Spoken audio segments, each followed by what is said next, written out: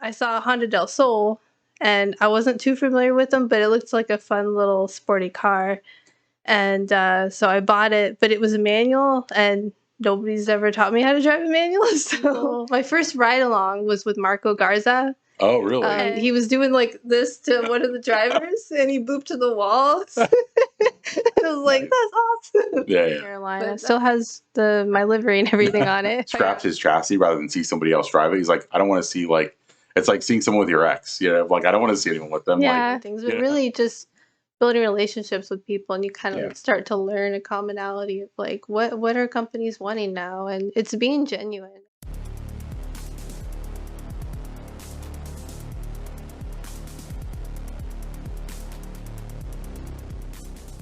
All right, so welcome to Slide United Tandem Talks. I'm Rich. I'm Temple. And we have guests with us. You guys want to introduce yourself real quick? I'm Amber DiGiorgi, and this is Ecko DiGiorgi. Welcome. Before we get started, so we just wanted to, we have our merch finally, of the UCF engineering shirts. And my P for Plenty shirt. And our hats. So we'll have a link in the description below if you guys want to pick any of that up. Yep, limited stuff still. We only bought like 12 hats. So what you already sold like 6 of them, right? Yeah. It was honestly, I'm impressed and very grateful for. I know with the UCF shirts too, we had a lot of people kind of come out of the woodwork and surprise me actually. So I appreciate everyone who's already bought. I only have like 6 left. So yeah, your shirts and the hats have done well. I've been kind of quiet on my shirts because I want to do something special. But yeah, I'm sitting on plenty of those. So if you just go to the website, you can go ahead and pick them up before I drop the bomb or whatever you want to call it, some C4. But anyways, all right. So we want to talk to you guys. Thank you guys for being here and being willing to talk to us about your program, what you guys are doing, and kind of how you operate. I'm very interested as well because my wife is coming into my program this year. Yeah. So like how you guys operate as a husband and wife team and stuff is super curious to me. I have a vested interest as well. I understand how the dynamics of that a little bit, but she got her first trial run at the private day that was this past weekend. Yeah. So my wife's getting a spot for me this year, so I'm kind of teaching her some of that stuff. I mean, yeah. So anyway, awesome. So what, you guys want to talk a little about your like background, kind of like how you guys got into motorsports, or like where you guys were coming from that aspect? Do you want to go first? No. Far away. I don't know where to start. I've been into cars since I was little. I don't know why. A lot of people say, oh, their dad influenced them or something. I just had this weird spark about cars since I can remember. And once I started working when I was 14, I was saving some money. And then when I got my first car at 16, my dad got me a Chevy Beretta GT. I wasn't too excited about it. I wanted, we went to a dealership before he got it, and I saw, because back then it was like an Eclipse or something like that. But I was like, oh, I saw one, but he's like, no, we're getting something else. So I drove that car for a little bit, and then I went to a car dealership that was the end of Broadway. I grew up in Iowa, so everything's very simple. But I saw a Honda del Sol, and I wasn't too familiar with them, but it looked like a fun little sporty car. And so I bought it, but it was a manual, and nobody's ever taught me how to drive a manual. So it appealed to me. And then they took me to the mall because there's always like a little nice roadway. So it helped me. I just tried to figure out how to drive the manual, and then it kind of started with that. Then during the winter at the mall, people would go and slide around when it would be icy and snowy.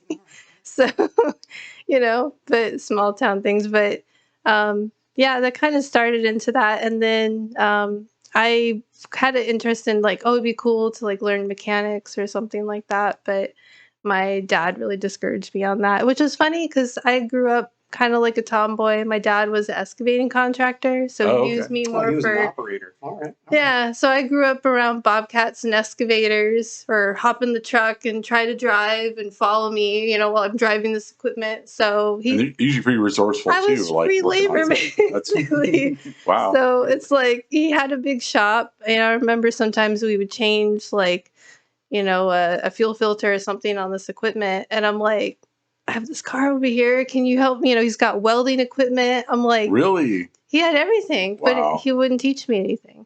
So it was a little discouraging. It was kind of like one of those things you really want to learn this, figure it out. So I was getting car magazines, and then, of age, I started going to like car meets, but I was kind of the only girl there at the time.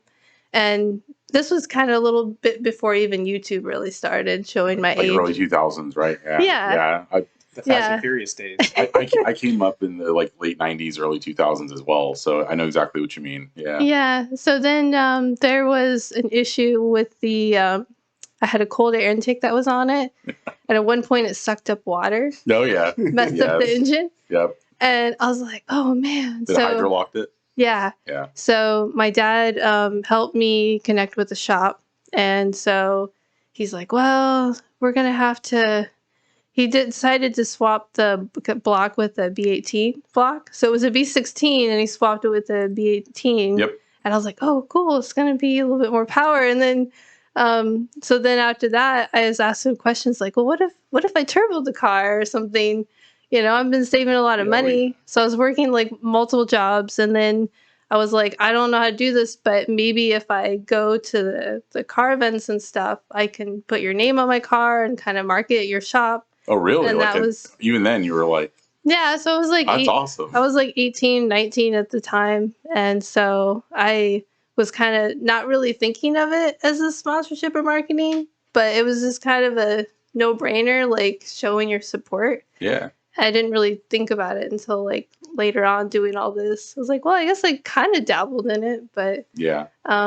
So we turboed the car. I tried to hang around and learn stuff, but obviously, like, I paid them for their services and stuff. But it was just awesome to have something that I was really excited about. It was all mine. Nobody else was helping me with it, Sure. like, or influencing me into it. But yeah, and then I got married when I was young, so I sold the car, and I kind of just put all that aside for about 12 years. I was married. Oh wow, yeah. So we moved around a lot, and I went through a divorce. It was a tough time. I moved to Orlando with my son, and eventually I met Ecko.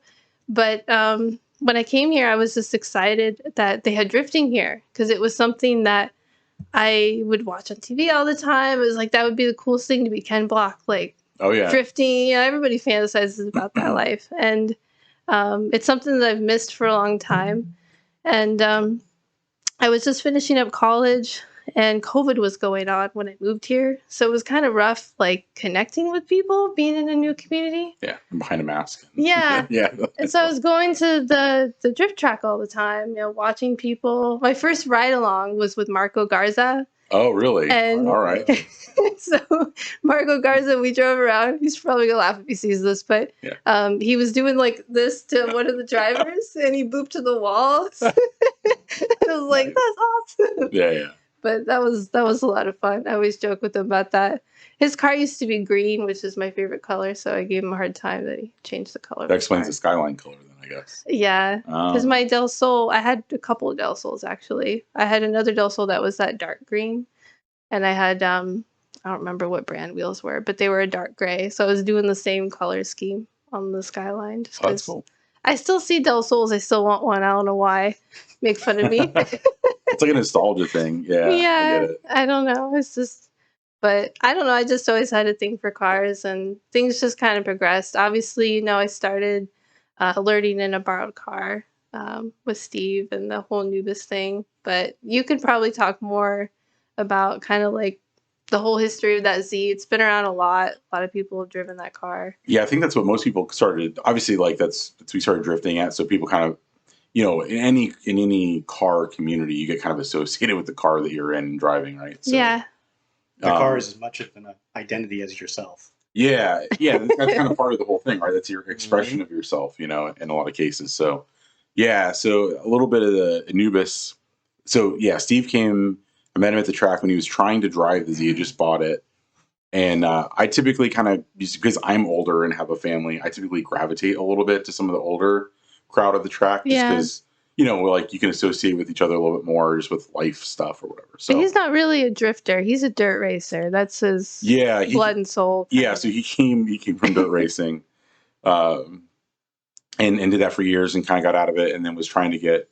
I don't know what brought him to drifting specifically, but Yeah. so he bought that car, which was an old Pro 2 car. Whose was it before? How was his? This I is can't beyond remember his me. name. Oh, it might come to me later. He's out of Texas. I think he's in off road now. I can't remember his name right now. Yeah, so he bought that car off It's not him. Reese Millen, No, Okay. no, like that. It was only in Pro 2, I think, for like a season. But it's gonna bug me. I can't remember.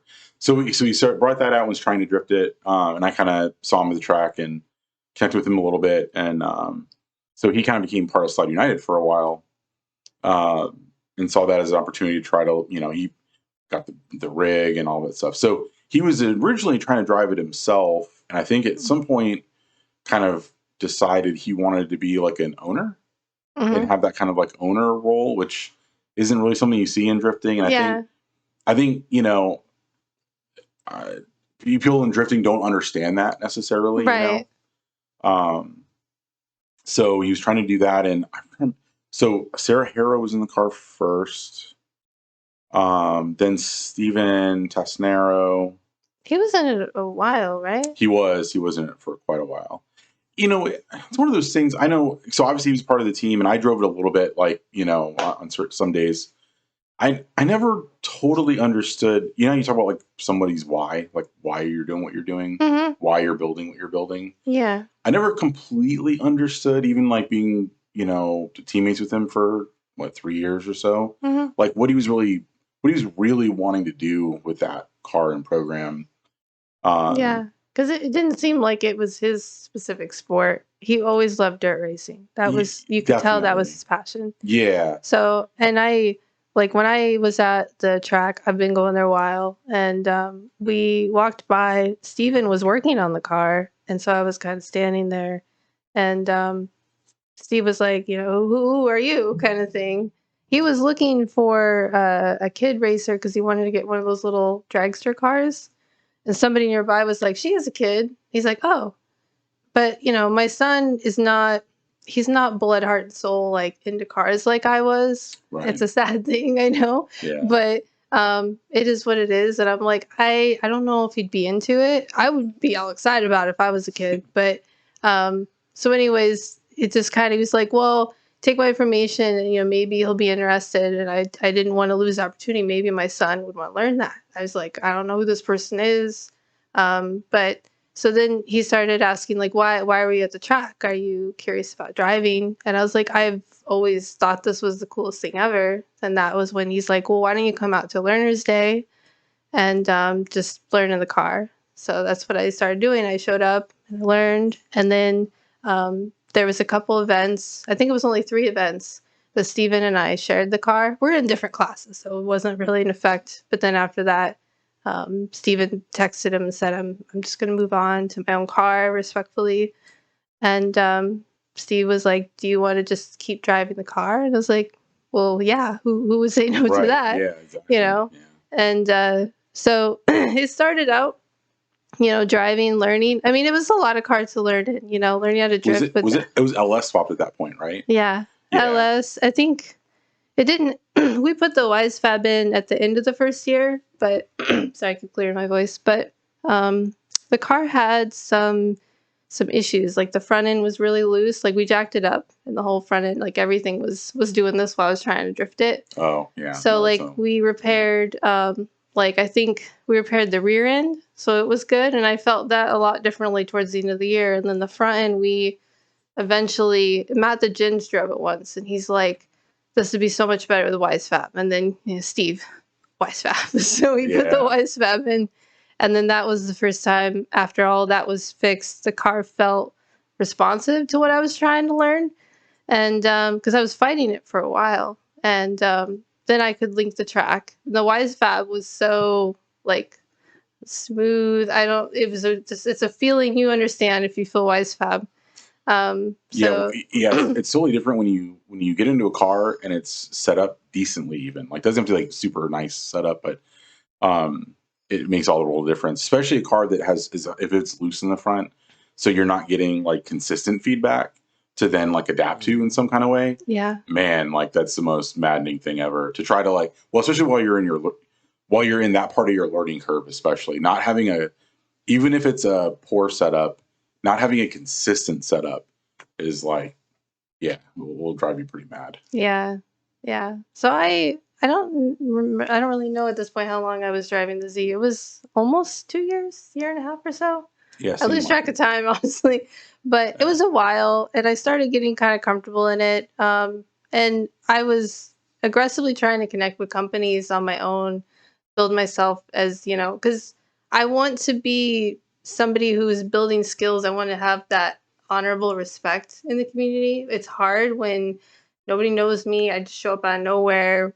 He said, "Do you want to drive this car?" People are like, "Who is this person?" And A then lot you're of driving haterade comes with something that like too. that. Yeah, Yeah, and I'm a girl, so it was like it yeah, was just a lot coming at me. And but I'm a very nice, easygoing person, and I'm trying to connect with others and say, get to know me. Like I come from a humble background. I genuinely want to be here, and it's like I just want to learn. And I spent every opportunity to talk to drivers, like everybody, pro drivers, people who are you know just starting to compete, people who are just starting to learn. Like I want to understand the perspectives of everyone and start to connect the dots. And I start, creating a career in sales and marketing through this whole wave of transition. Because after I graduated college, then I'm doing different industries. I worked for Universal Technical Institute in marketing with that, and admin health marketing that. So I've had opportunities to see how different companies market things, and I just kind of learn on the go. And you have to be a really personal person to connect with these people and build those relationships. And it all kind of comes together in, building myself as a marketing person. So putting that into motorsports, it was kind of like my career and my work is all blending in with like, hey, I yeah. want to be a driver and I don't know the avenues I'm going in with it yet. It's like everybody's like competing would be fun. I would love to have the opportunity to be that aggressive, competitive driver. You see these guys on people's doors. How exciting is that to do? And but I also everybody loves drifting because it's fun. Even competitors will say it. Like I get to a point where I just want to exit out and make it just fun again. Yeah. I So you think I don't. think that's the advantage of drifting. It's not like traditional motorsports where Yeah. you either drive to compete or you go, bash dunes on your sand rail or your ATV or whatever. Drifting is there's just as much fun and promotional and demo things going on as well as competitive nature from grassroots all the way up to pro. You can do it all and you can build a program around both. Whereas if I want to get a sponsored ATV to go out and hit the trails in the back of Florida, good luck. Unless I'm, doing some sort of actual racing with a 4x4 or, some sort of trophy truck, it ain't going to go nowhere. Yeah. I think too, like with all the conflict you see in drifting a lot of times between like the fun and the competitive, side of it. Like I think it's a huge asset that we have, like you said, we have both of that, Yeah. and you can jump your foot in and out of either one at any time, pretty much. Because even at the pro-am level, like it's pretty attainable to build a pro-am car and go and like get your feet wet competing Well, on some level. let's define, Exactly. the pro-am range is quite wide, but But I mean, you can take like you could take your car. So we'll get into what your car is now in a minute. Yeah. But you could take your BMW now with a cage. You might not be the most competitive car out there, but you can start to like get a taste of that and experience that, and have that side of things a little bit without playing without 700 horsepower and being one of the top five people. Yeah. Yeah. But like getting into that, learning this car, I'm in the middle of college and building, a career again, starting my life again. establishing myself here in Orlando, and finally having that goal of, we got married, we got a house. Yeah. I'm finally ready. I'm gonna get my own car. There's a lot of money, a lot of time, a lot of investment into it, and also building relationships with companies. And it's having the ability. Now I have my own car. I can do things my way, and we can go to events whenever we want to. It doesn't have to be this constant conversation of can we do this, can we do that, because it's not my car. There's limits on what you can do when it's not your car. So having, my own platform, it just allows me to operate freely. It makes sense. I saw that with several people. Pretty much everyone who drove that car wanted to go and do some aspect of drifting. But like I said, this is where that like owner versus driver, and it's kind of like you said, it's not in drifting. It's a little different. Where there was definitely conflict with several drivers in that, and that's why I was saying too, like I never really understood the why necessarily. Like I never saw the like vision or like direct path to get someplace. Yeah, but because of that. the Z is owned by a new driver up in like South Carolina. Still has my livery and everything on it. Ironic. I know, it's like so. Yeah. What did we? So we had a friend who compared this once. It's kind of funny. Who he scrapped his chassis. So it was Keegan scrapped his chassis rather than see somebody else drive it. He's like, I don't want to see like. It's like seeing someone with your ex, like I don't want to see anyone with them. Yeah. Like, no, like, nobody gets it. 53 cents at the scrapper. I know. yeah, too. That poor Yeah. show. Yeah. I didn't realize how much like some of our life paralleled. So I was married before I came here. I kind of like had a big reset. I went to school, got my engineering degree. Yeah. So I had a kind of the big Orlando reset myself. It's kind of, I never realized like how similar that path was. Yeah. Well, I kind of went through You went through the same thing. Yeah. I was also married, came here to Orlando.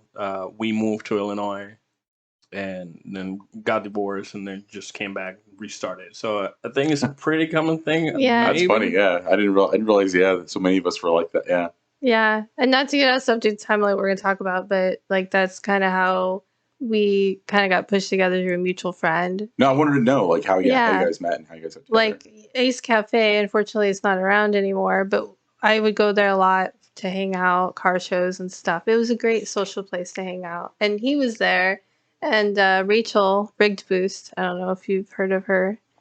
No, She's created a whole little shop. Really fascinating woman. She's like wrenching and selling parts off of. Most of them are kind of like. She's very involved in the 2Js. Yeah. And Supras. Oh, okay. Really cool chick though. Yeah. And but she kind of knows a little bit about my background, and then she's known Ecko longer than me, and she just kind of saw like we have the same like timeline. Like we've both been married a long time. Now we're divorced. We're healed people, but it's like the world's so weird now with dating. It's like I'm old fashioned. It's like people are just so aloof. It's like when I moved here, I dated someone for a couple years, and it was not good. It was not on the same page. It's like I'm a mother. I want somebody who's going to be like lifelong committed, obviously. My wife teases me all the time because we met on Match.com when I first started dating.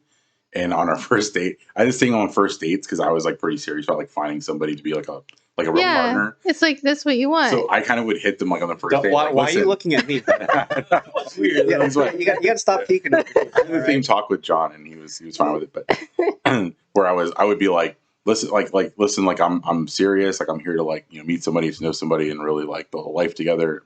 She always teases me about how serious I used to come off. To, like, I know. It's like I'm not messing around. Yeah, exactly. I have a kid. It's like it's a commitment with me and my son, but time and money. Yeah. But we were all at Ace Cafe, and he had a Supra. I had my Skyline there, and we were all like pushed together for a photo, and we just kind of crossed paths, and we just stayed connected. I kind of pushed him away at first because I was scared. I was like, I don't know what to believe from people anymore.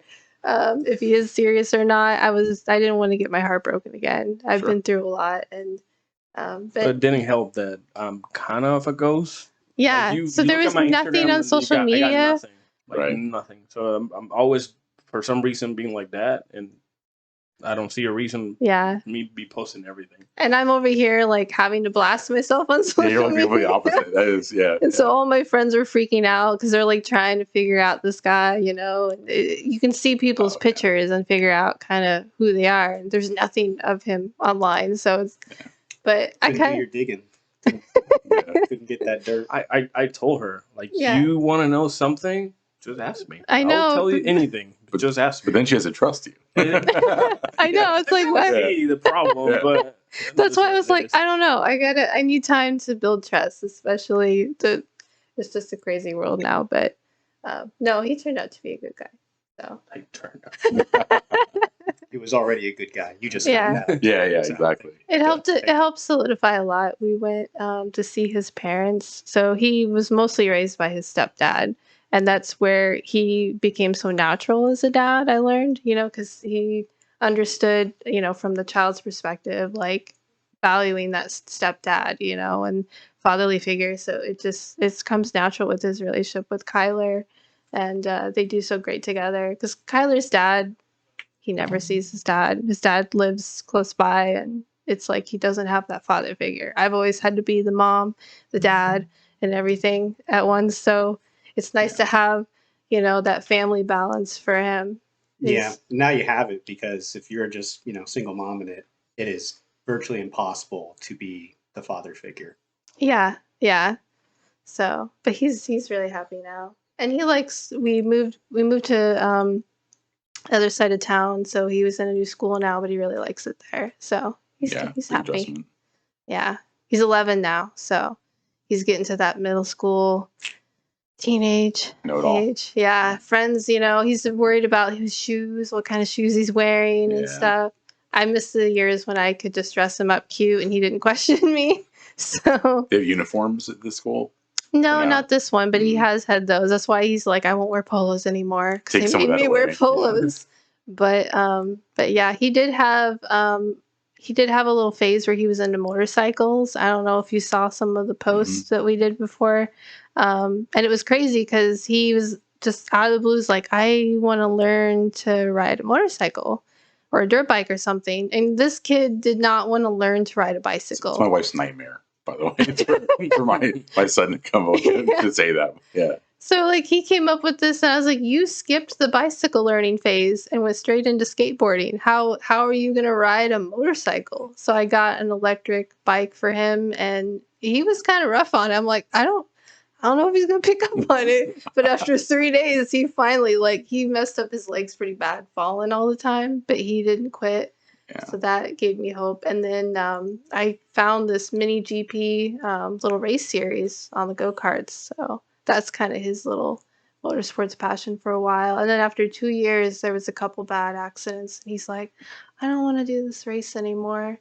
So He's yeah. like, I just want to ride. he just wants to ride. But at I'm least like, now he knows how to get ride a it, motorcycle. So Yeah. I mean, so obviously my oldest is 7 going on 8. So I'm a little behind you on that. But yeah, like it's so tough with the kids because like you have to kind of like nurture it when they're into it, but like give them their space when they're not. And yeah. hope, like you said, like hope that eventually they'll just kind of like get your passion and take to it at some point, but Yeah. if not, yeah, but you got to like kind of let them find it, or else if you force it, I know. yeah. I would say it's even tougher to have them find it because they just want to go sit on the tablet. Yeah, Yeah. he's really big into gaming, so That happened because of COVID. They all are. gaming. he just Yeah. want to stay like Yeah. as much as possible. He's And I always mean, down, Tony. Streaming and gaming, is a thing, but There's got to be more to it. I'm than a just gamer. gaming. Like I like it. Yeah. Like we sit down sometimes and like almost daily. He's like, "You want to play this? You want to play this?" I'm like, "I'm doing something today." So I'm on the not driving sitting. sim. That's all I do. They're over there Fortniting or something. We play So at least we have a different balance. games here and there, but Yeah. it's like I either working on the E36 or we just finished the Skyline. Emma, big help with everything we do technically, but we just finished the manual swap, and it was like, what's it yesterday? Yeah, yesterday just closed the hood. I'm like, So what cars do you guys own? I know we've kind of like mentioned a little bit, but so what are the cars between you guys that you have? So I have the R33 Skyline. I've had that for almost 4 years now. And that's And like a then street. That's- I don't know if it's daily, but that's like a street car, right? it's funny because when I bought it, it was the only car I had, and I just finished college. And so I was like, Wow, it was YOLO. funny because I bought bold it. move. Yeah. Yeah, I was like, I don't know what I'm doing. Rusty from Speed Zone was selling it, and it was really at the brink of like COVID, obviously. And I bought it Christmas Eve. It was dark. I didn't really look at it, so I was like, I don't know what I'm buying right now, but I'm so excited because I'm like, I'm buying Skyline, right? buying a Yeah. Skyline. GTR, GTS. It's the GTST, so Okay. it has the Four-door, RB25 turbo 4-door. So it's rear wheel drive, right? Hmm. Okay. Yeah, and so I bought it. I brought it home. I couldn't really see anything, and then I'm like running out the next day, like just to look at it. Like this is my first time really seeing the car. It's funny. It reminds me of you buying your first stick shift car and like not knowing how to drive it. You're like, I Yeah. don't know, I liked it. I was like, and I'll figure it out later. And so, That's funny. so I was like, I just learned like, okay, I'm gonna put insurance on it, but and now I'm realizing, how do I do that? It doesn't have a VIN. They can't just do a standard insurance on it.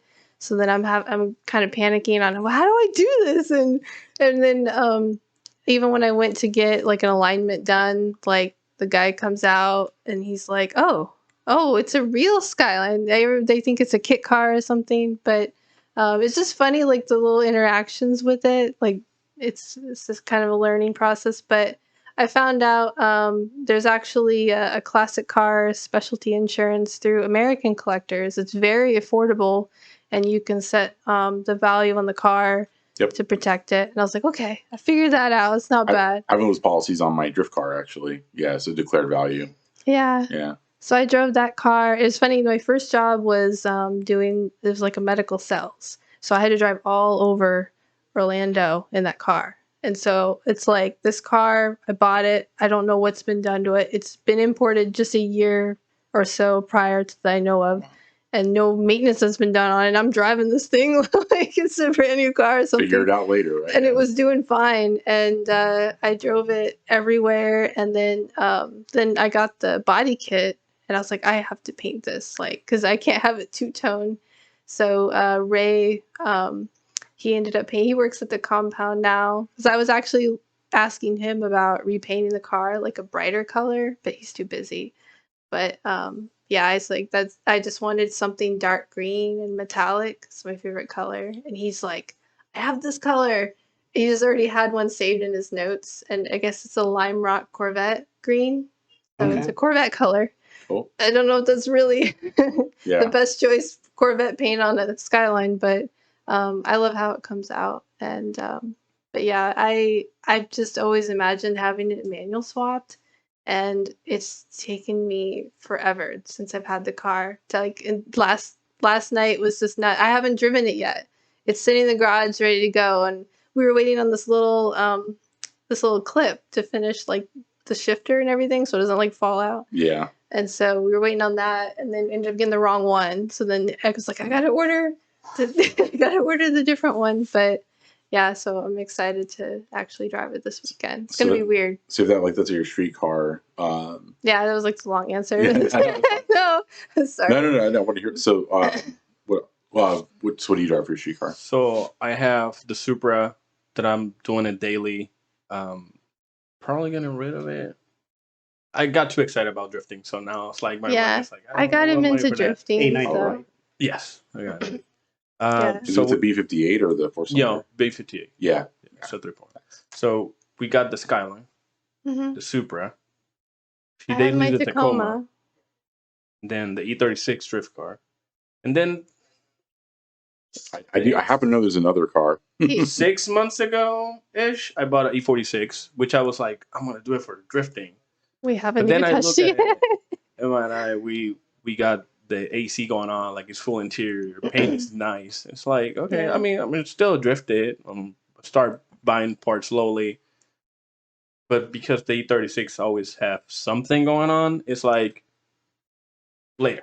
But what's nice with the E46 is you can stunt on everyone in the pit or in the line to go by just chilling in the AC. Like all of us are sweating out there like peasants, and you're just in there. Yeah. Keegan does that to us. Literally chilling. Yeah. So with his hand mic radio, windows up, AC Open on. face helmet, by the Yeah, way, to yeah. enjoy the AC even more. sure. Yeah, screw you, Keegan. Yeah. So we got the E46 months ago. Haven't really done much with it or anything, well, the AC, but other than that, that was it. And then I had the idea of maybe I get an E36 and match. Here we go again. Little his and hers action going on. Okay. That was my idea. All right. All terrible ideas, but we still go with it. So I keep looking around and around, and Joel, Film HQ, he was like, "Hey, I'm selling this E36. I haven't posted yet." I'm like, You've come to the right place. okay. And now we have. Okay, what is it? And he's like, "Oh, it's a 328. It's a sedan." I'm like, sedans. But like, if you look, the E36, here E36 is a coupe. My E46 is a coupe. The Supra is a coupe. Like, everything is. I think they look better. My Skyline's out of coupe. Yeah, but that's coming. It's the same wheelbase. Yeah. It is. Yeah, I was just gonna ask. I think it's the same Yeah, wheelbase, it right? is. Yeah, I thought so. But then I was like, he gave me a price. I'm like, that's a very good price. Oh, he That's a actually very- gave you a good price. He gave me a good price. Oh, John knows Joel actually- pretty well. He actually gave me a good price. Joel and I Yeah. get into it every once in a while. Yeah, I do. Mostly I'm instigating for fun, but then it becomes an ego trip. We won't disclose the price. No, but we we'll say won't Yeah. disclose price, but But I'm glad you got a good deal. but it from was him. a good deal. It was a good deal. I haven't Joel's a good guy. again like the E46. I haven't touched the E36 either. Yeah. We don't have enough space right now, so we're putting had the to- E36. I had to get Man, a do I lot. hear that? Oh, I Enough know. space. You saw my driveway. Yeah. Your driveway's crazy. So we got the E36. It is in the storage next to the trailer. I went to look at it today, and I'm like, maybe next week. You stored off site. Yeah, I Yeah. had the trailer at my house, and there's a Karen in the neighborhood that attacks HOA us. life. Yes. So I found a storage place, not too bad price. It's an oversized, so I could fit that, and I could probably fit another car. I don't know. Technically, There's we like- had the trailer and the E36. We can still walk through easily. You can still Yeah. open the door. So But you there's can fit another car? there's a Mustang sitting in one of the lots there that we asked about. Like, what's that Mustang doing there? Because we keep driving by it, and they said we might be able to take the Mustang. What I don't year? know. I don't know. Or like what It model? It's literally one of is those a 99 chassis, 2000s. Okay. But I don't. I don't we have think a they friend want that has one, so we like, oh, look Yeah. at this parts for your car, and he's like, oh no, for real, what's for that car? I think they just So we want to kinda trash asked- it. First car I really started modding. Like I was big into Mustangs. Had a '94 Cobra and a '98 Cobra. Yeah, I was into that. Well, a little bit before that one, but yeah. Yeah, Mustangs are kind of picking up on drifting. It feels like. Mhm. Oh, big time. Yeah. Yeah. That year range kind of stinks for it, but yeah, the newer ones for sure. The Once people 550s. figured out what to do with the steering, because Yeah. that electric rack or electric assisted Yeah. rack in the earlier 2000s, was that the SN95? SN5 was like 94 till like 2002, I think. Or something. Then Yeah. whatever that was, whatever after that when it was the new body style. Either way, once they figured out what to do with that, it was just like, oh, now this is great because now it doesn't steer like crap anymore. Yeah, I do notice like going from the Z, and then going into this BMW. It's like a whole different car. Front Like rack versus rear rack. it was crazy. Like I didn't know what to expect. Like my mind was just Wheelbase, going. yeah, a lot of different things that Like I transitions haven't different. drifted really anything else, so I got in this car and I was like very humbled. Like I can't drive this car at all. Like I had to learn all over Well, you again. were in an LS too. Yeah. Car, you know, It now doesn't you're, help. yeah. yeah, Makes you lazy. Exactly. Yeah. It definitely And I saves you never- out of a lot of situations. I never felt like in the Z I was really like aggressive driving. I was just kind of throttling around, but they You're didn't. doing the rich, the putt around. Yeah, I was just kind of putting, Not but anymore. Not as of Sunday, at least. I know. A solid private day. I was looking at it. Had to Yeah, poke up a couple times over the radio. He got there. but I like the E36. Like the steering is so just connected. Like it's so responsive. I love how aggressive you can drive in the car. I did just sign up with 5150 Autosport. Have you guys heard of them? I think so. I have not. They're- BMW specialist. Yeah. So if They're you're not all- into BMWs, probably won't know. Yeah, it's funny. I met them at SEMA, So I was at a booth talking to a turbo company, and I was talking about kind of my vision. I want to turbo the car. Um, it just seemed like the most cost-effective way would be to just turbo the engine that I have. And because obviously when I got the car, I'm like, oh, I'll just LS swap it because I liked the LS, but then you LS start, everything. yeah, when you start pricing everything, you're like, well, maybe I'll just try to turbo it or something. How many? Yeah, people don't realize it's all the hidden costs with it. Like, yes, Yeah, you can get an LS out of the junkyard for whatever $600, it's the but conversion it's the that's, transmission, it's the headers, it's the swap stuff. yeah. Like next thing you know, The you're computer, the wiring. you're $8 grand into it. Yeah, we tell people all the time. Yeah, It's going to no, cost no, you. that like minimum. Yeah. Yeah, and that's no cam. That's literally like just out of the junkyard, Just drop it. And just dropped run. in. And then it sounds like a truck. Yeah. Yeah.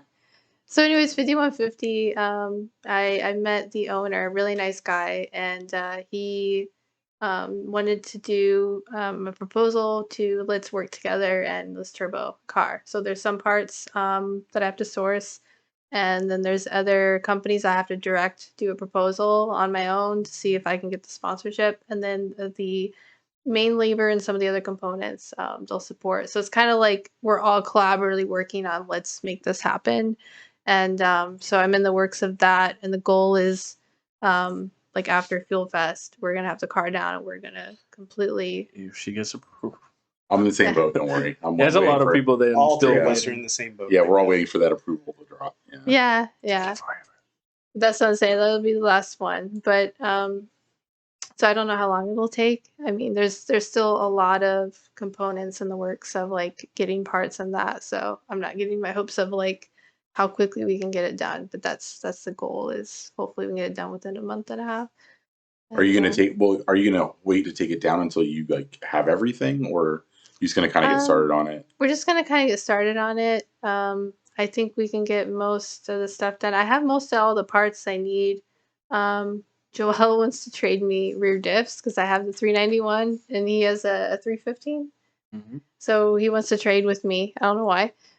So I have that figured out. And then I just picked up a crankshaft from Bruno. E46 Connect. Yeah. Mhm. and Shout out then- to Bruno. We by the know. way. Shout out to Yeah. Bruno. So I picked that during my lunch break. I skipped my lunch for that. And then what else did we have to get? We had the cams. You already got the cams. No, don't talk about the camps. Okay. And then don't talk about the cams. And then I don't know what else we need to get still. I have to look at the list. But there's most of the parts I got. But yeah. So that's my plan is I want to turbo it. They want to have it around like 600 horsepower, which is gonna go through a lot more tires. So it's another You gotta turn the factor. boost down. I mean, the great thing about having any turbo setup is you can kind of manage your power with boost. So Yeah. you know when you want to have the 600, turn up the 600. Yeah. When you don't, just turn it down. I'll be excited how aggressive it'll be though. Yeah. You know, he has an insane E36 that's twin turbo with nitrous. I think it's 1400. 1400 horsepower. So sorry, my hair keeps sticking Now, out. is he familiar with building drift setups specifically, or more like street drag stuff?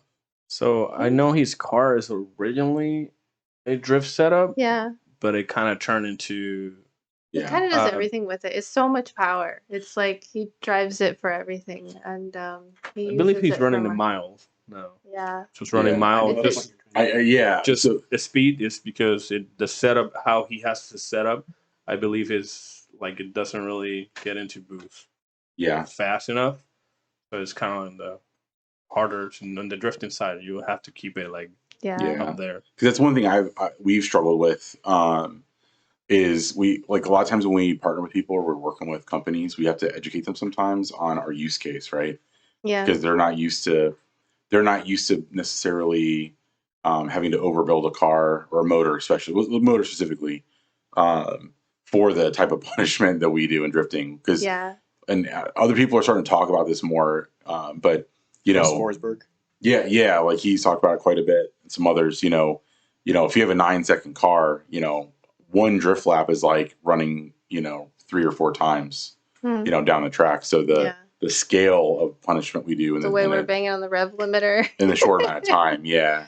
Yeah. Yeah. And what we'll find when we're talking to people is they'll have a lot of like tribal knowledge around the drag racing, especially, or like street racing stuff. And some of that like leads into, you have to kind of modify some of those approaches a little bit with drifting.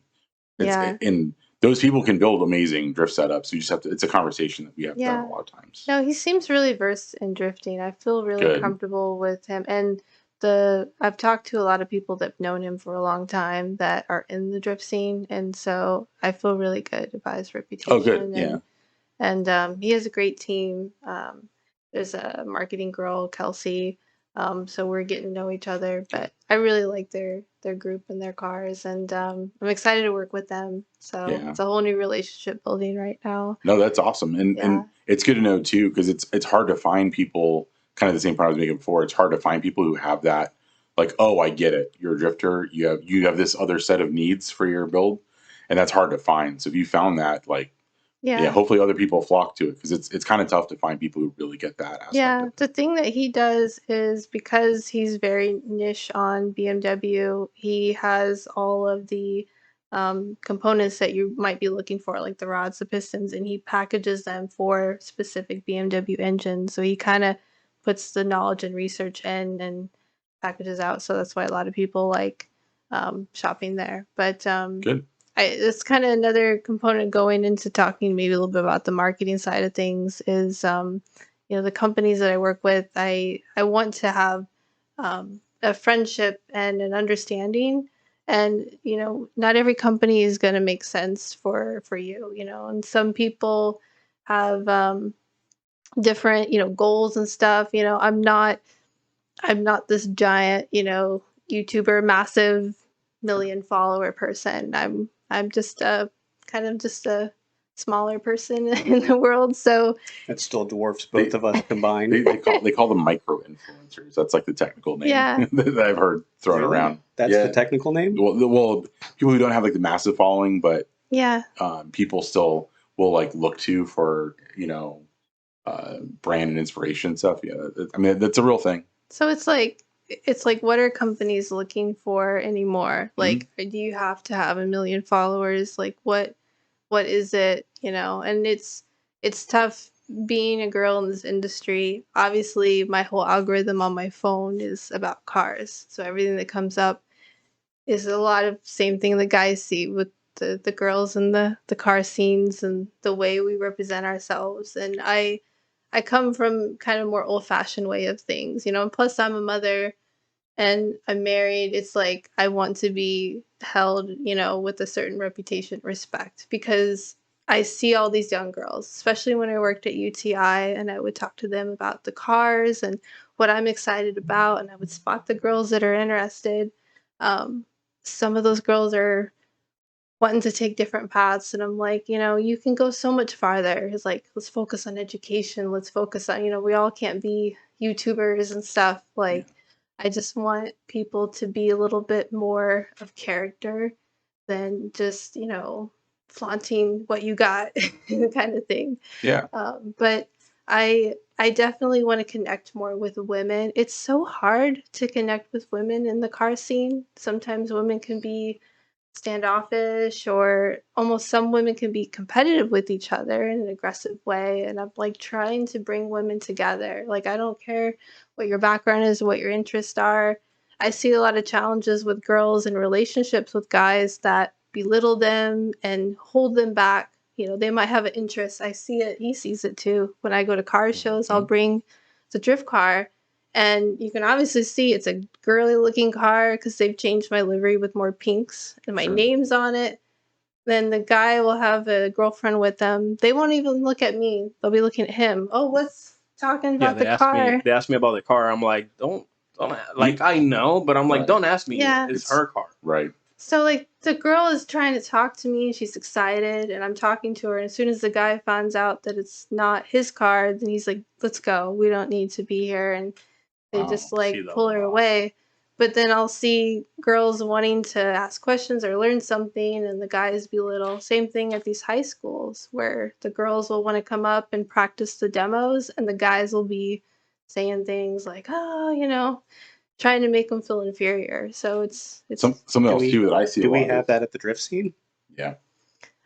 at the I've had some challenges with I don't maybe want to get into too much of calling things out, but there is a guy that has been working at OSW lately that's been giving me a hard time.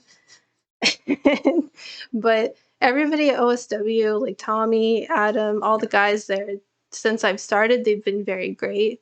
I remember Adam especially was one of the main guys running grid as I was learning. And I was like spinning out all the time, and he would always just make me feel comfortable. And but yeah, I overall it's okay. Like I'll get out of the car and there'll always be that one guy that comes up says, "Oh, if you let me teach you, you'll drive 10 times better." Even now they'll still say like but then they She call gets that them all the time. the Cone King or something cuz they're crashing. So I'm like we're all crashing, we're all spitting out. Like drifting is Is she trying to take away your title? I The know. Cone Yeah, King? yeah, exactly. Yeah. but I used to be really before there was a skid pad. Just to also date me at OSW drifting, I used to be known for mudding in the middle of the oval. I would never get stuck. I used to get compliments on not getting stuck. I would somehow get Yeah. out of it, but yeah, there's some funny old pictures of me in the car completely like mudded out. Yeah. I think overall, though, I haven't had too much issues with people in the drift scene. They've been pretty good. It's more of the car shows. There's some issues there. Just What I see a lot, I came from, so I did car show stuff too for years, many years ago. And I've noticed this, it doesn't matter which of the like car scenes it is. Mhm. Like I always try to make sure, one thing that I realized pretty quickly is like, if somebody's there with their girlfriend, I try to always make sure I like introduce myself to them too, as like yeah, a sign of respect, right. you know? Cause like I see that a lot too, where it's like the guys will be like, "Hey, yeah, I'm so-and-so, I'm so-and-so." And like the girl does not get acknowledged at all. Like that's something I've always like, and I've seen that doesn't, like I said, in shows, drifting, doesn't matter what it is.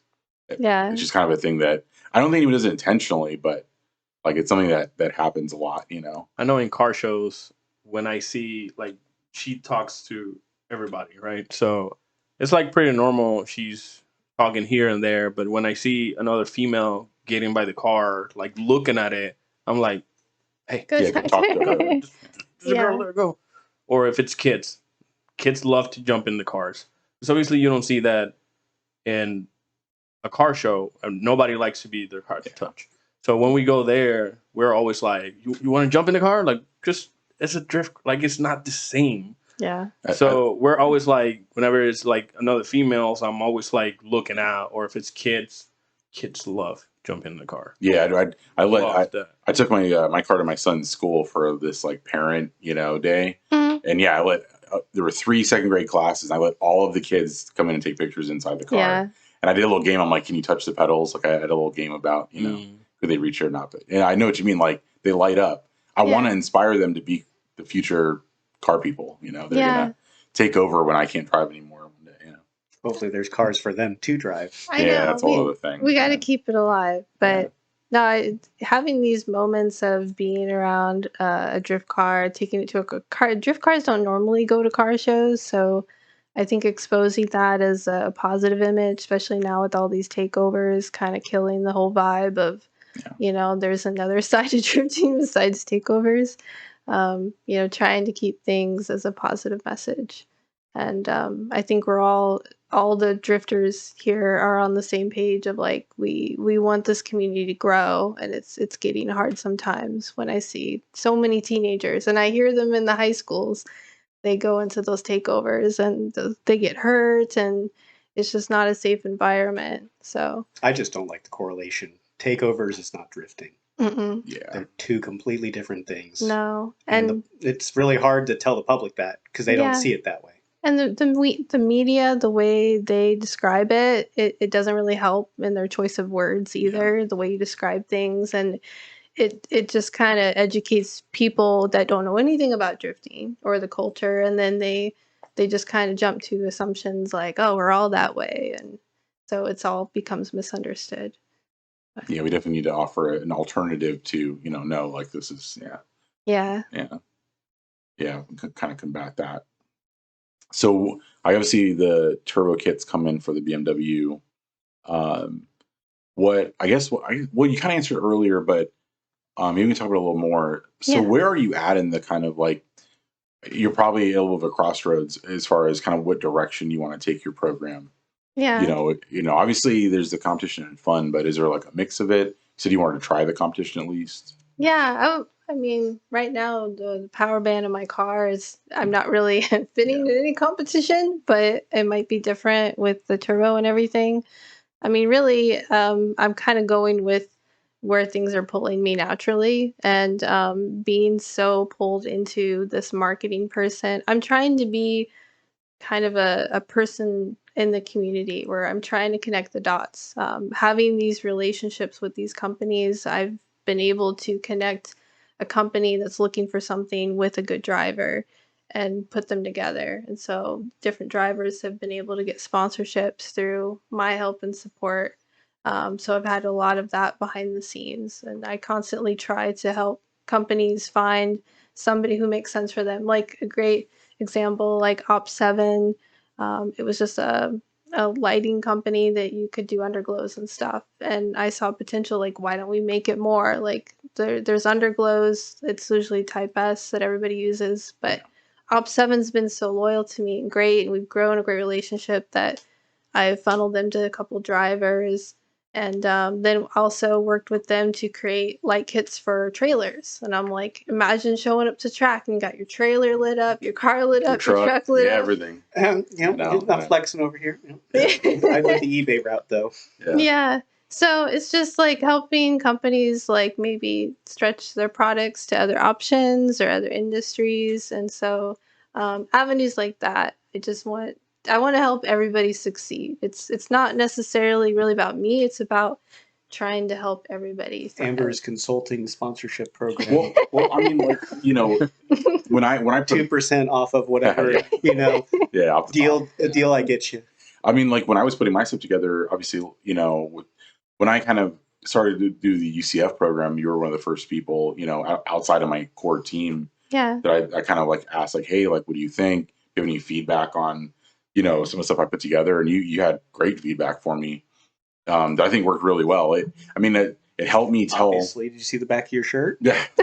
It helped me convey like my why and my story a little bit better and more like cleaner. And you had great feedback. I really appreciated that. I mean, Of course. it's clear, like, not only are you kind of passionate about it, but you're very professional and, you definitely know what you're talking about. I mean, I've been practicing for a few years and dabbling on things, but really just building relationships with people, and you kind of Yeah. start to learn a commonality of like what are companies wanting now, and it's being genuine. And Yeah. there's some people that I'm like, they're a great driver, they're in it, like maybe I can get them connected with companies, and then I kind of push them to the direction, and then they get an offer, and it's like 20 or 50% off, and instead of being excited about it, they're disappointed. They just want it free, and I'm like, sponsorship does not mean free. And Nope. maybe that's another education to get into is when you build a relationship with a company and they give you a certain percentage off or whatever it is, like, be grateful for it, because they don't need you. Like, you should be grateful. It's more of what can I do for them versus what they can do for me. I think they need to understand too, these companies, like, even though they're giving you whatever, a 30% discount, right? And maybe that's all their profit margin on the product. That's a lost opportunity cost for them. Even though it's maybe not a direct, direct cost off their books, that's still lost opportunity for that product that they could have sold that to someone else and made the 30% and moved on. And I don't think I think people need to see that as like, it's still a real cost to companies and take it serious. Yeah. Yeah. And we talked a little bit, we kind of got into this a little bit, and I'm glad we're talking about it again now because, I think people also will see some of us start to get some bigger opportunities, and they don't realize, like, I've known this company for 10 years. I've had this relationship with them and been genuine and, done stuff for them without any expectation, right? In Juku. I talk to them a lot. just because like I love what they're about. I love the people there, and like just genuinely like I I love to support them regardless of any help I may or may not get. From Yeah. them. And I think people don't realize that like you said, you have to kind of be that genuine person, Yeah. to be in the right position maybe later to get some form of help.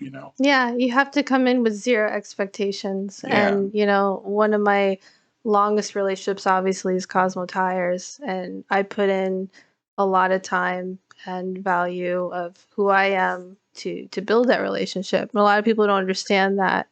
And, at first I would go down to Miami to the autocross events, and I would stay down there all weekend and dedicate to their event and support it and be there and be enthusiastic about it and do that all the time. And there's at first it was a very, very small return. I was putting a lot more into it, and it's like I see the value in them and I want to see them grow, and they're constantly growing. And I'm the way that they are about their loyalty and the way they are about the community. I've gotten to know, their marketing team, and they have so much involved. Like some people don't realize. Like I see them involved in soccer teams and dirt biking and off-roading. A soccer team jersey with her livery would be pretty Yeah, cool. yeah, agreed. So I mean, they're just such great people, and it resonates. My excitement about the company as I carry that over. So when people ask about the company, it just comes naturally, and that's the kind of companies I want to work with.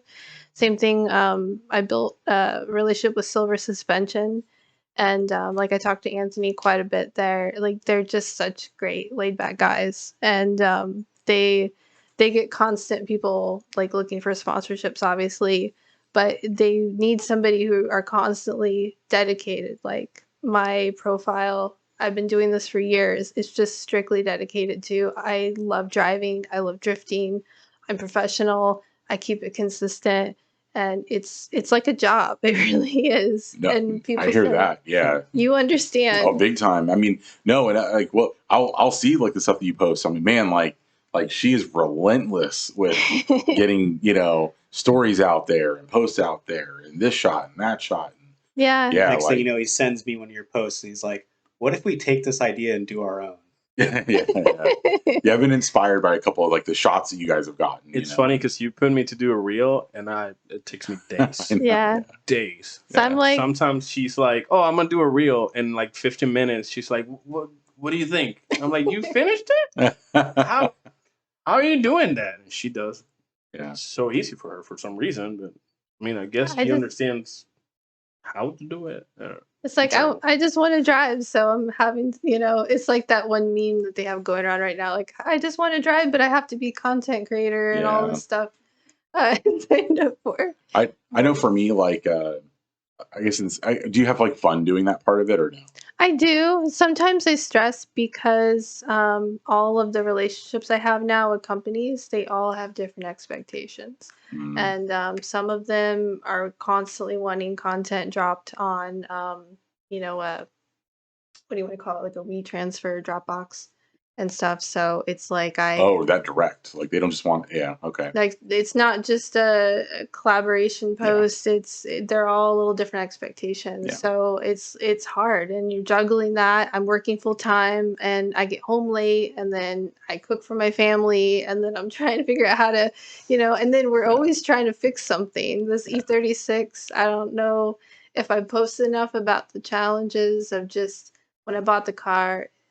It just needed a lot of maintenance. We just kept running the car, but. And I think you mentioned to me before, so kind of like how we'll circle back a little bit. Like who would you say is like I guess your team? Is it just you guys pretty much? Is there other people that help you out? Well, when I got the car, obviously it was kind of starting out me and Ecko, and then a friend of ours, Eric, he kind of stepped in and he helped us do kind of the first like tear out of the motor. So I gave him a lot of support and appreciation, so it was an understanding there. And then I ran the car quite a bit, and then Emma, he has done a lot. Like he's swapped the motor, and I have an M52 in it.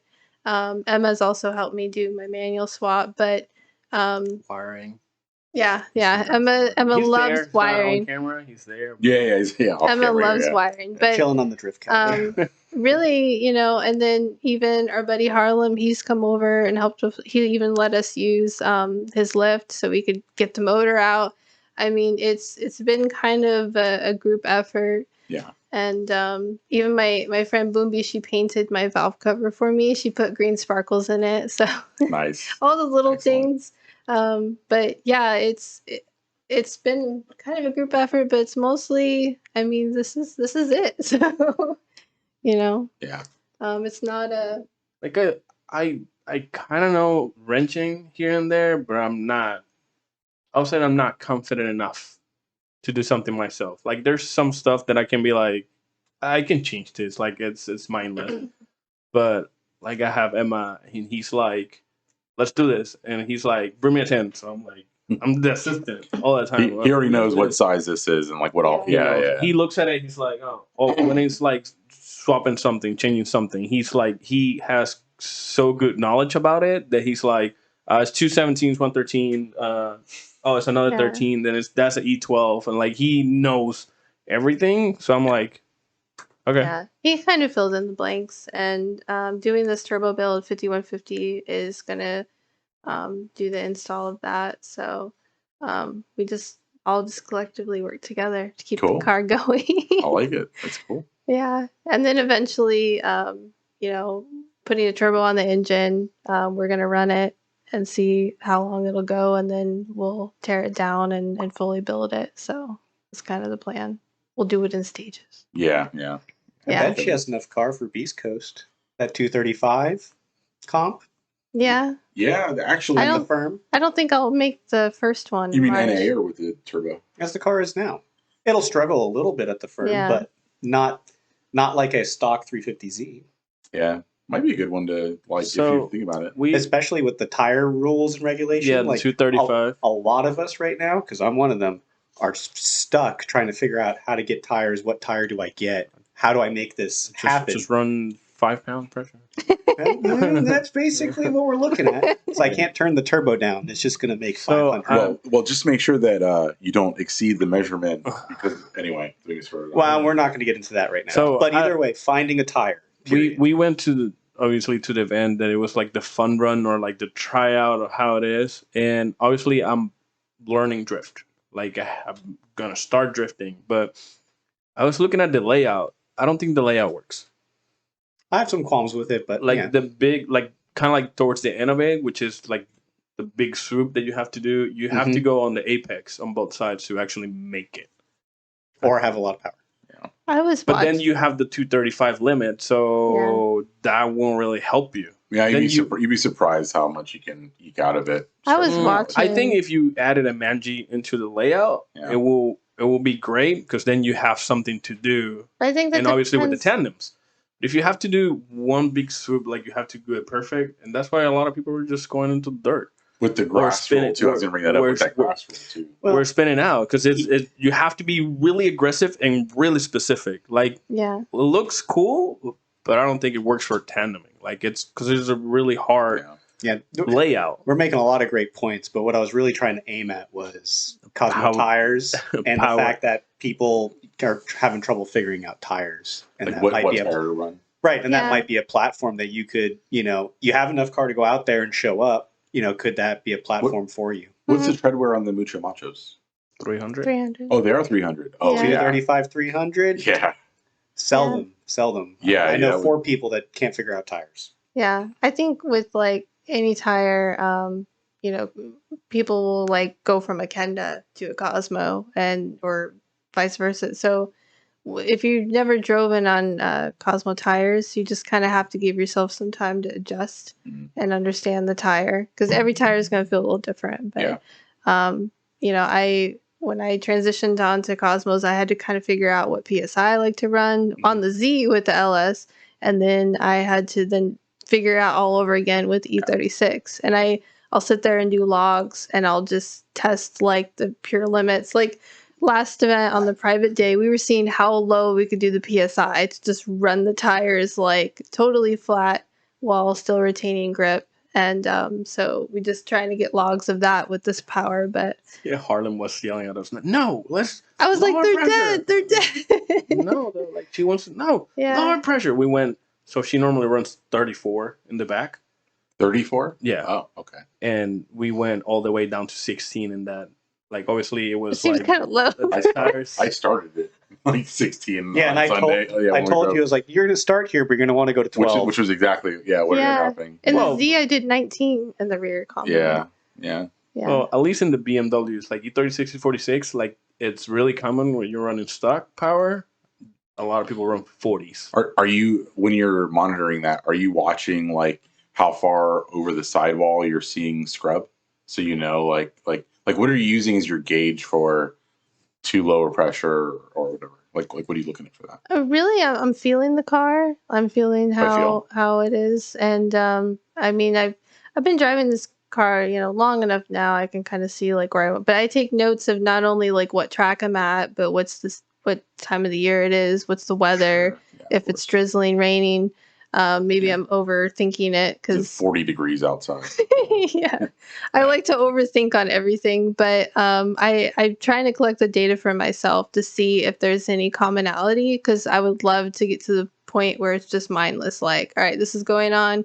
Set Right. the tires like this. I don't have to like test it out. I Plug just it in the know. formula and go. Right? Yeah, it got to the point like playing around with these tires with the Z, like I just knew what worked, and I knew I'd go out there and I'm fine. And so that's what I'm working on with the E36. And it takes a process. And then the coilovers are two-way. I'm new with those, so figuring out the setups of that and dialing it in and learning the car. And I have SLR angle kit, but it's a great car. I'm really excited about it. I hear why everybody says E36s are favorable drift cars. But Don't even start with the superior chassis stuff. I'm gonna have to kick you out right now. This chassis means I'm not saying Yeah, superior, just saying I see why everybody raves about it. I was get out. That's too funny. Yeah. Well, cool. It's been really great getting to know you guys a little bit more about your program and what's going on.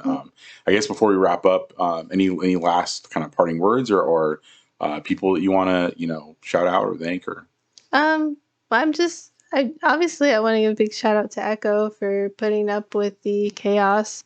I mean, if anybody's following my post, 2023 was a crazy year. It was exhausting. Like the moment we bought the house, forget the house. It was the drift car from day one. Every single weekend we were working. There was some days we got no sleep.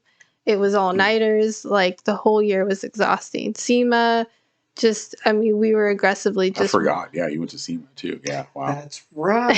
Yeah, you're right. Yeah, you're right. That's a lot. God, I forgot It about was that. a whole marathon of just events and car work, and yeah. So It's a great experience. Yeah. SEMA was Yeah. a great experience. I've been once.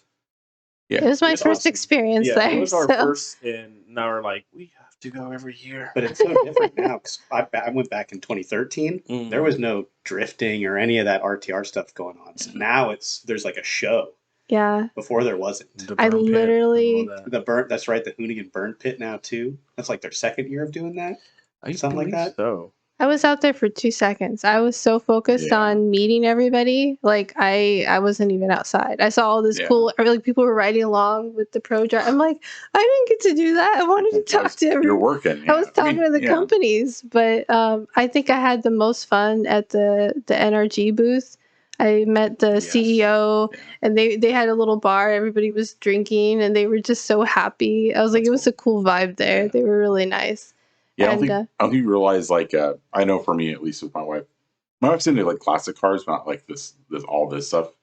It can be kind of a selfish hobby. You know what I mean? Like, Yeah, your car's a classic car. yeah, but it can be kind of a selfish hobby. Like, it's like demanding on and off track and like everything like that. So it definitely takes a toll on the people you're with. Like, Yeah. focus on your thing. We've got married pretty recently, so it's like it was a true test of like, Yeah. how much are you going to put up with me? No, that's what I mean. You know, Yeah. it was funny because it's like all the time. She's like, "Oh, there's this event," and I'm like, "Here we go." Yeah. Every single Another- weekend. No, my wife's a saint sometimes, especially with the younger. Well, I have younger kids, obviously 2 and 7. So for her, it's like, hey, I got this thing. I need you to watch the kids. Oh, and then next weekend there's this other thing, and like bless her heart, like she does that stuff. But yeah, it's tough when you're maintaining, and then you get sponsors involved, and now it's like more of an obligation. It's like Always. you can't because I can tell like we take that very like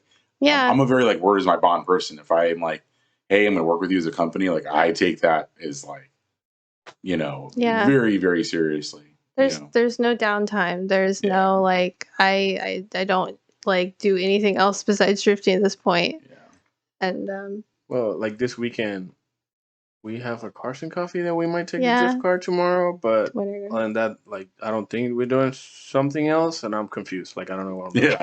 We don't know what That's we're not the way, doing. exactly. I don't know what to do with myself. I don't have I don't have Yeah. a motor to pull or I'm gonna drive the Skyline tomorrow. I'm gonna post a Yeah. video about it. First drive. Yeah. So That's awesome. First try. First drive. Well, definitely have fun. If you enjoy these, like and subscribe. And again, like, thank you so much for coming on and just Yeah. having a talk with us and get to know you guys. And yeah. Yeah, thank you for having me. Yeah. What are we doing next, Rich? So for next month's podcast, Yeah. are So we going to do another interview? What are we going to do? yeah, it's a good question. If I can get one lined up, I'm talking to a couple people. I'd like to do one more interview, and then we'll start getting into more like our Slide United content because we're trying to build up. So we have a couple events coming up. John and I are planning on unveiling our cars coming up at Fuel Fest. Hopefully, If we get into Fuel Fest, they'll be out there, but Yeah. we'll actually unveil them in March. That'd with, be like, awesome. an Instagram post. Hopefully Yeah. we're all there. yeah, it'd be fun. We'll talk about it off. Well, they'll see it after, but yeah. So that's coming up from us. So next month will likely be Fuel Fest for us, and a little bit more about like our unveiling and kind of what we're doing, and Yeah. Hopefully an interview. yeah. And then, March, we can cover actual Fuel Fest if we get in. Mhm. And then maybe I can talk about Beast Coast if I actually go Yeah. tire dependent currently. Do you guys ever go to the clean culture events? The drift events? No, we haven't. They're drift events? Yeah, they have drift ones. I went to a drift event is in Atlanta Motorsport Park. Oh, I do AMP. know of that one. I do know that one. Are we Yeah, talking about the Drift HQ July 4th or something else? No. No, So no. Clean Culture, they just got car shows, like normal car shows, but Yeah. in different places they have Drift open and car drifting. show. It's Like, kind of I like remember another Fuel Kelsey has Fest. been driving the last couple of years. If I Yeah, recall. I remember So they it's- had one in West Palm Beach. Like it's literally the same set as Fuel Fest. Same setup. Yeah, exact same. They have one at the Literally the West same. Palm, same thing, and then they have one in Atlanta. Yeah, I had that a would blast. fit well with what we're doing, especially with me in the UCF program. Like I'm competing, but really like Yeah. stuff like that is definitely like right up my alley. So They did the same thing. In Atlanta one, you could get a little bit of money by doing ride-alongs. nice. I didn't do that. I did free ride-alongs. I was like, come to the pits. We'll just Yeah. go. And I was like hot lapping like crazy. She was And having a blast. I know I was having fun. Kyler got to ride with me because a lot of like OSW doesn't let me do Yeah. anything. So he rode with me and he was really excited about that. That was his first ride along with me. It was like, now I see why you're so much into this. My I'm 7-year-old's like dying to go exactly. for a ride, but obviously like there's nowhere I can. Yeah. It's really Yeah, difficult you can to do do it that. there. Yeah. All right. Good to know. Good to know. Yeah. Well, yeah. So thanks again, and we'll talk to you next month. Thanks. Okay. Thanks. Thank you. All right, so.